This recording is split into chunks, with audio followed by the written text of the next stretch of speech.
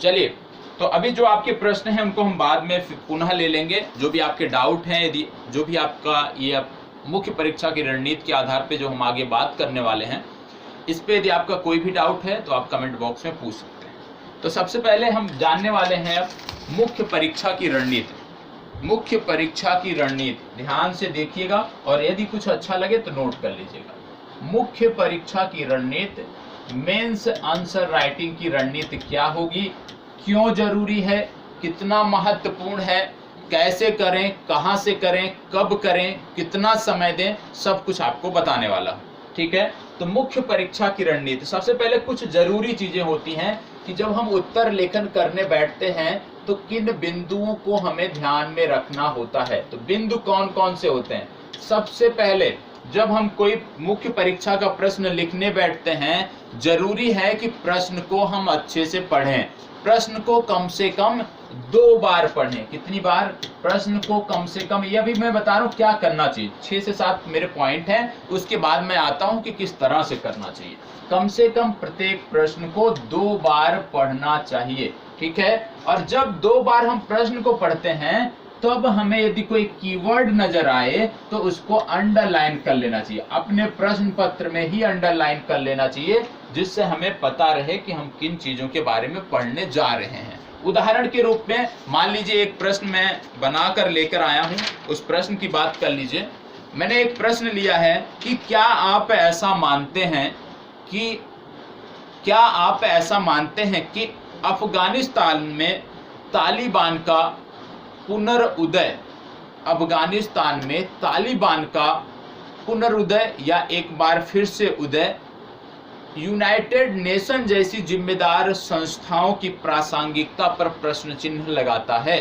प्रश्न है कि क्या आप ऐसा मानते हैं कि अफगानिस्तान में तालिबान का पुनरुदय, पुनरुद्भव, जो भी शब्द आप प्रयोग कर लीजिए, पुनरुद्भव यूनाइटेड नेशन जैसी संस्थाओं की प्रासंगिकता पर प्रश्न लगाता है। अब इस प्रश्न में देखें तो कीवर्ड क्या मिल रहा है? सबसे पहले अफगानिस्तान में तालिबान का पुनर्जन्म, यहाँ पे बात क्या हो रहा है? तालिबान के बारे में बात, अंडरलाइन, तालिबान का पुनरुदय, पुनर्जन्म, जो भी है। दूसरा कीवर्ड क्या देखने को मिल रहा है? यूनाइटेड नेशन, यूनाइटेड नेशन पे आप अंडरलाइन करिए। तो इस तरह से प्रत्येक प्रश्न को 2 बार पढ़ना है। 2 बार पढ़ने के बाद हमें कीवर्ड जो होते हैं उनको अंडरलाइन करना है। जैसे अभी जो प्रश्न मैंने बताया, इसमें तालिबान, यूनाइटेड नेशन, अफगानिस्तान, 3 प्रमुख कीवर्ड आपको देखने को मिल रहे हैं। दूसरा, जब भी हम कोई प्रश्न का उत्तर लिखने जाते हैं तो हमें याद रखना है कि जो हम इंट्रोडक्शन बनाते हैं, इंट्रोडक्शन जो हम लिखते हैं, ये मैक्सिमम 2 से 3 पंक्ति का होना चाहिए, इससे ज्यादा नहीं होना चाहिए। ठीक है। तीसरा क्या हमें ध्यान रखना होता है? तीसरा हमें ध्यान रखना होता है कि जो हम सब हेडिंग बनाते हैं, सब हेडिंग जो हम बनाते हैं, यहाँ पे हमें प्रयास करना है कि सब हेडिंग वह होनी चाहिए जो प्रश्न से जुड़ती हो। सब हेडिंग वह होनी चाहिए जो प्रश्न से जुड़ती हो। जैसे यदि आपसे पूछ लिया गया उपरोक्त प्रश्न में, जैसे मैंने अभी आपको बताया कि तालिबान के पुनरुदय की बात हो रही है, पुनर्जन्म की बात हो रही है। ठीक है, तो यदि आप इसमें अलकायदा के बारे में लिखने बैठ जाओ या जो अन्य आतंकी संगठन है उन पर आप लिखने बैठ जाओ, ISIS की चर्चा आप करने लग जाओ अपने उत्तर में, तो ये उचित नहीं होगा। तो जो सब पॉइंट होते हैं उनमें जरूरी है कि जो प्रश्न में पूछा गया है वही कंटेंट होने चाहिए। ठीक है, यहाँ पे भी चौथे पॉइंट क्या है कि मान लीजिए आपने उत्तर लिखा तो आपके उत्तर में भी कुछ कीवर्ड होंगे, तो उनको आपको अंडरलाइन करना है। आपके उत्तर में हो सकता है कुछ रिपोर्ट आपने सबमिट की हो, कुछ संस्थाओं के बारे में आपने बताया हो, तो उनको भी आपको अंडरलाइन करना चाहिए। ठीक है, अपने उत्तर में प्रयास करना चाहिए कि फ्लो चार्ट या डायग्राम का प्रयोग हो। पॉइंट में जब हम बात करते हैं कोई जानकारी, मान लीजिए डायग्राम बनाकर आप पॉइंट में लिख रहे हैं, तो पॉइंट में पूरी जानकारी लिखना जरूरी नहीं होता है। ठीक है, और बता दें आपको कि उत्तर लेखन जो है एक प्रकार की क्या है? कला है। क्या है? कला है। उत्तर लेखन एक कला है, और ये कला जो है तभी आती है जब हम बार बार अभ्यास करते हैं।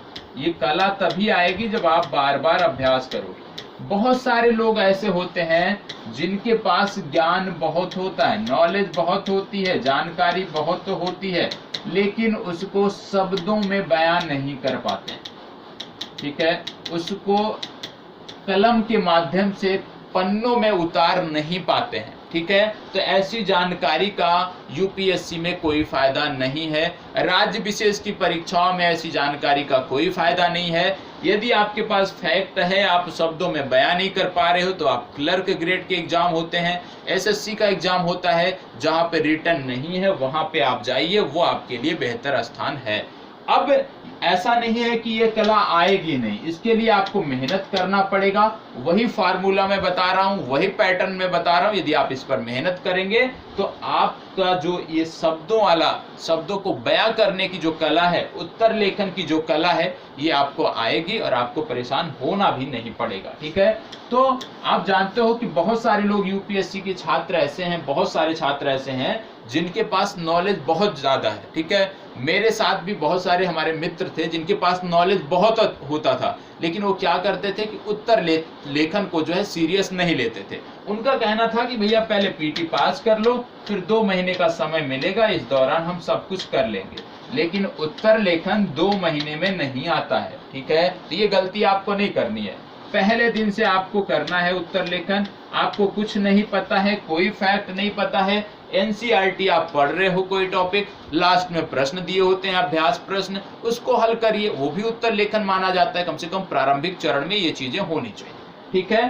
तो ऐसे कोई फायदा नहीं है कि नॉलेज बहुत है, बहुत सारे लोग आपको भी मिलेंगे, आप भी जानते होंगे, अगले के पास नॉलेज बहुत है लेकिन एक्सप्रेस नहीं कर पाता है, शब्दों में उतार नहीं पाता है उसको, उसके पास शब्द ही नहीं होते हैं, ठीक है। तो ये गलती ना हो, इसके लिए हमें कुछ करना चाहिए, कुछ अतिरिक्त करना चाहिए।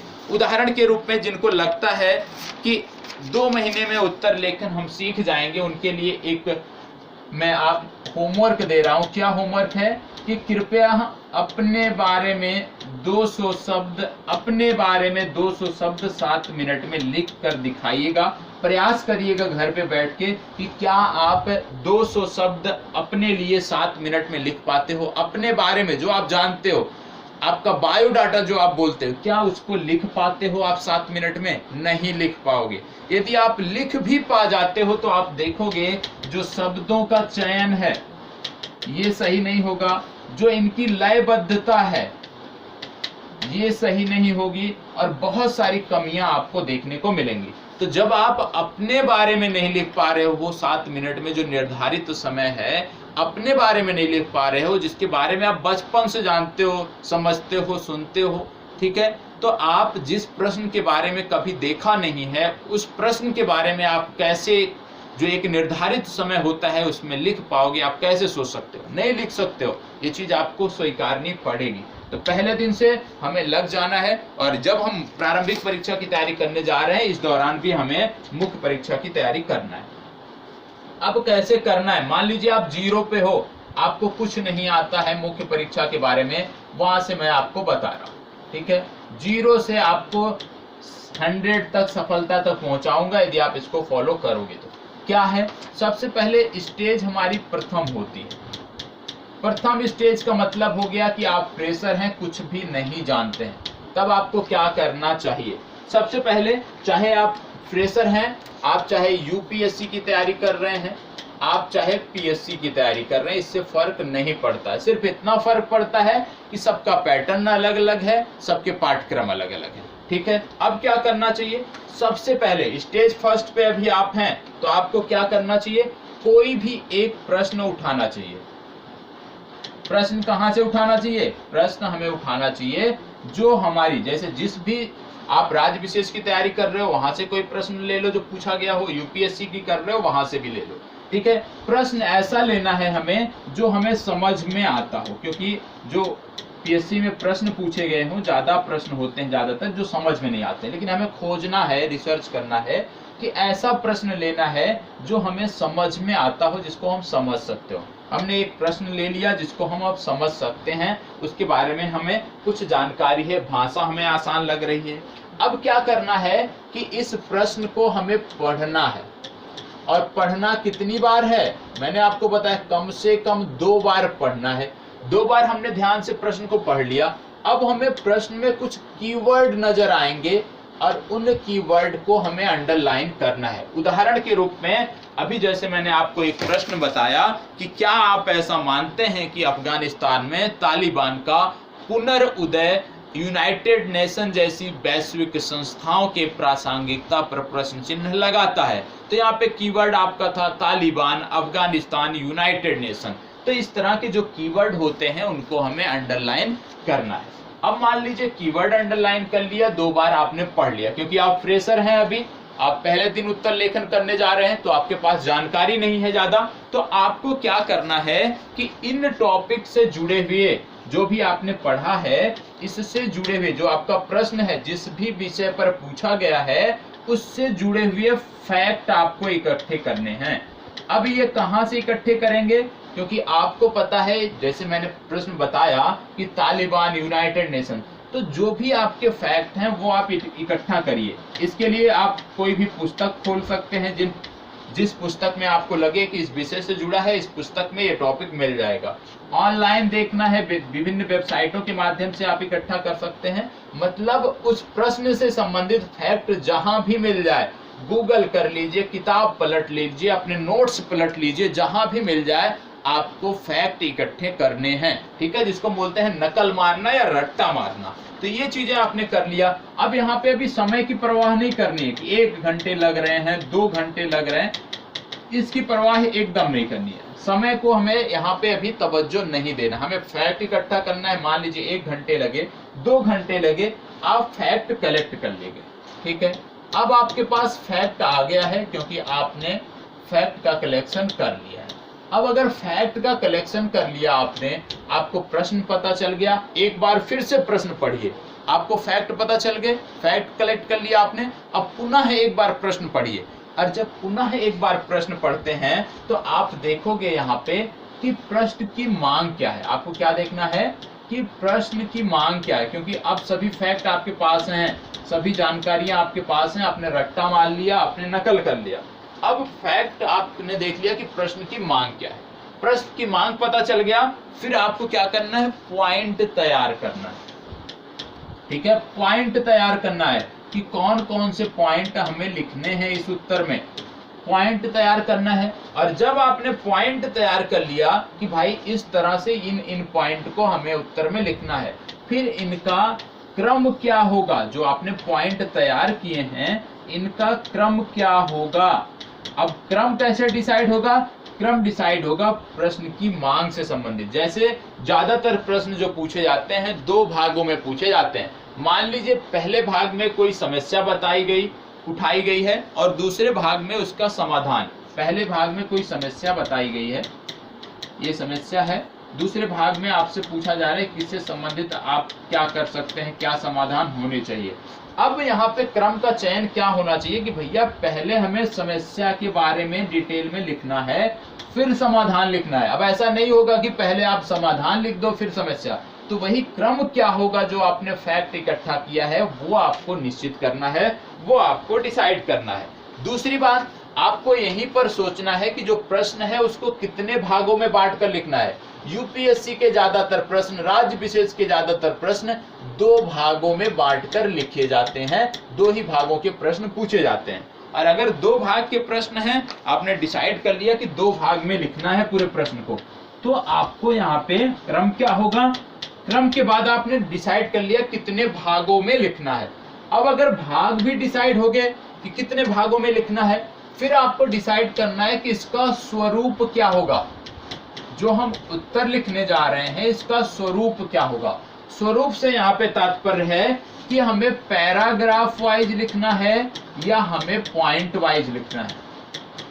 और ये कब पता चलेगा, ये आप जब प्रश्न पढ़ते हैं वहां पे पता चल जाएगा कि ये जो प्रश्न है ये पैरा वाइज लिखना चाहिए या पॉइंट वाइज लिखना चाहिए। जैसे कि मैंने तालिबान वाला जो प्रश्न उठाया, तो इसको तो आपको पैरा वाइज लिखना पड़ेगा। ठीक है, तो पैरा वाइज लिखना है या पॉइंट वाइज लिखना है, ये स्वरूप आपको डिसाइड करना है। और स्वरूप के बाद क्या है कि जो टॉपिक है, जो प्रश्न है, उसके अंश को पकड़ना है और इसके बाद आपको राइट करना है। ठीक है, लिखने के बाद सबसे महत्वपूर्ण चीज होती है मूल्यांकन।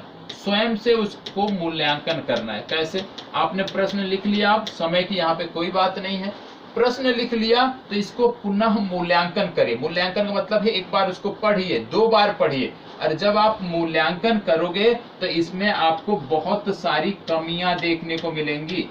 कमियां क्या देखने को मिलेंगी? कहीं पर आप देखोगे कि भाई इसमें तो मैंने शब्द चयन गलत किया है, कहीं आप देखोगे कि इसका क्रम पहले होना चाहिए, मतलब क्रम भी गलत है, कहीं पे आपको लगेगा कि कुछ चीजें छूट गई हैं, कहीं आपको लगेगा कुछ आपने अतिरिक्त लिख दिया है, इसको हमें नहीं लिखना चाहिए। ये कब पता चलेगा? ये जब आप अपना उत्तर लिख लिए हो और जब आप उसका मूल्यांकन करने जाओगे तब पता चलेगा कि भाई कुछ शब्द हमने गलत चयन किए हैं जो नहीं होने चाहिए, ठीक है, फिर क्रम नहीं सही है या कुछ शब्द छूट गए हैं और कुछ अतिरिक्त लिख दिया है, ये आपको पता चलेगा जब आप मूल्यांकन करते हो। और जब आपने मूल्यांकन कर लिया कि हमारे उत्तर में ये कमियां हैं, आपने स्वयं से देख लिया, तो क्या करना है?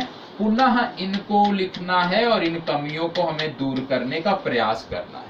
और ये पैटर्न हमें फॉलो करना है। 2 चीजों का यहाँ पे ध्यान नहीं देना है।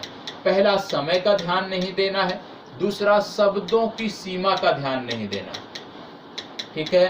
अब अगर शब्दों की सीमा 200 है तो आप अपने उत्तर को 300 में भी लिख सकते हो, क्योंकि अभी आप प्रारंभिक चरण में हो, पहले स्टेज पे हो। तो ये उत्तर लेखन की बेहतर रणनीति है। और इसमें क्या चीजें और आपको ध्यान रखनी है?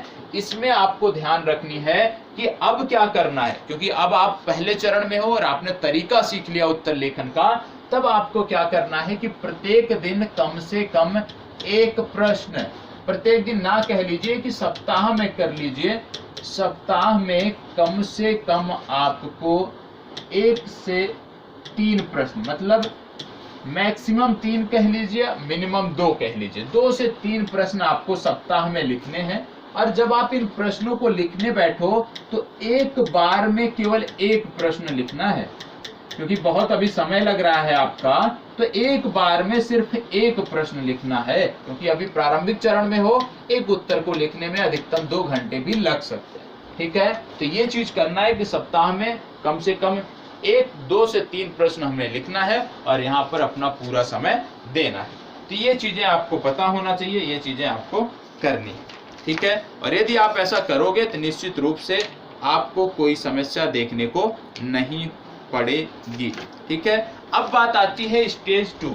अब आप ये कितने दिन करोगे? ये आपका कम से कम 2 महीने इसको दोहराना है, 2 से 3 महीने इसको दोहराना है। इस पैटर्न को 2 से 3 महीने दोहराना है फ्रेशर के लिए। यदि आप 2 से 3 महीने इसको दोहराते हो तब आप पहुंचोगे चरण द्वितीय चरण में फिर आप पहुंचोगे। अब द्वितीय चरण में क्या करना है?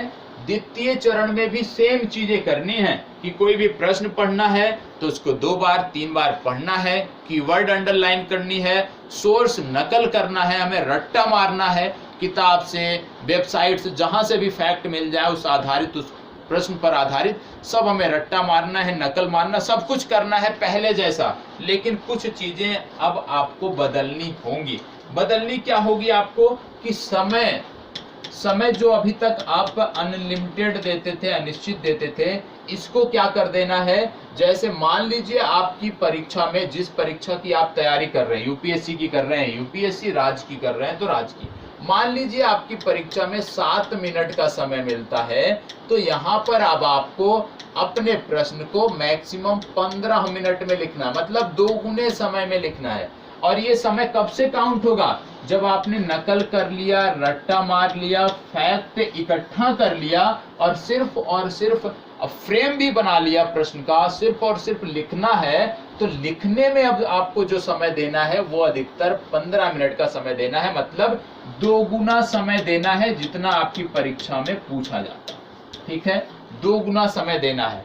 दूसरी बात, अब यहाँ पे क्या करना है? यहाँ पे अब क्या करना है? दूसरा जो महत्वपूर्ण बदलाव आपको करना है वो करना है कि जो अभी तक आप 1 सप्ताह में 3 प्रश्न लिखते थे, अब इस प्रश्नों की संख्या को बढ़ाना है और इसको कम से कम 10 प्रश्न लेके जाना है। सप्ताह में कम से कम 10 प्रश्न लेकर जाना है इस संख्या को। और ये 10 प्रश्न कैसे करने हैं? अभी तक आप एक बार में एक प्रश्न लिखते थे, अब आपको एक बार में कम से कम 2 से 3 प्रश्न लिखने की आदत डालनी होगी। मतलब जब आप उत्तर लेखन करने बैठो तो कम से कम 2 से 3 प्रश्न एक साथ लिखो। कम से कम जैसे एक प्रश्न में आपको 15 मिनट लगता है तो 3 प्रश्न लिखो 45, मतलब अपनी क्षमता बढ़ाओ, अपनी कैपेसिटी को बढ़ाओ। ठीक है, ये चीजें करनी है। ये हो गया द्वितीय चरण में। और आप जब द्वितीय चरण में पहुंचोगे तो क्या चीजें आपको बदलाव देखने को मिलेगा अपने अंदर पहले चरण की अपेक्षा? आपको देखने को मिलेगा कि पहले जब आप उत्तर लिखने बैठते थे तो आपके विचारों में द्वंद्व होता था कि क्या लिखना है क्या नहीं लिखना है। वो द्वंद्व अब आपको कम देखने को मिलेगा। दूसरा जो महत्वपूर्ण फैक्ट देखने को मिलेगा, पहले प्रश्न समझ में नहीं आते रहे होंगे, समय लगता होगा समझने में, वो चीजें अब आसान हो गई होंगी। अब यहाँ पर प्रश्नों को समझने में आपका जो समय लगता है वो आपका कम लगता होगा। आसानी से प्रश्न समझ में आते होंगे जब आप 3 महीने पहला चरण पूरा कर लोगे। तीसरा क्या है कि पहले क्या होता रहा होगा कि हमें उत्तर कैसे लिखना है उसका फ्रेम नहीं बनता रहा होगा, बहुत समय लेता रहा होगा। और अब फ्रेम आसानी से बन रहा होगा। पहले पॉइंट नहीं बनते रहे होंगे, अब आपका पॉइंट भी आसानी से बन रहा होगा। तो इस पर आपको गौर करना है, ये बदलाव आपको अपने आप में दिखाई देंगे। और ये चरण भी आपको 2 महीने तक चलाना है, कम से कम 2 महीने तक चलाना है।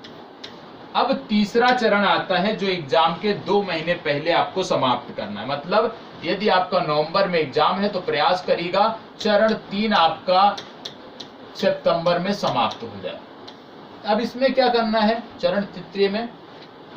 इसमें बहुत सारे बदलाव आपको करने हैं। पहला, अभी तक जो नकल मारते थे, जो सोर्स हम खोजते थे किताबों से, वेबसाइट से, ये सारी चीजें, नकल मारने की प्रथा आप समाप्त करनी है। अब कोई नकल नहीं मारना है।